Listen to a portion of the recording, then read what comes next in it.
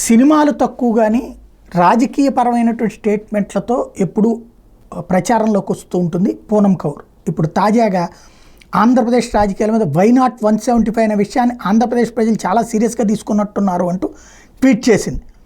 అదే సందర్భంలో ఇది బాగా పెద్ద ఎత్తున వైరల్ అయింది.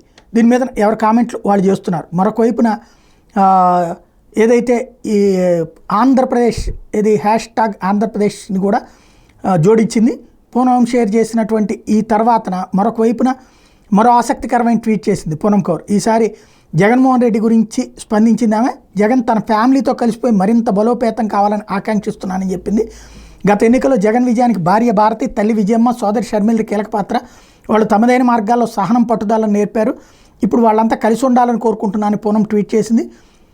ఇది ఇప్పుడు కీలకమైనటువంటి అంశమైంది ఈ టైంలో స్పందన.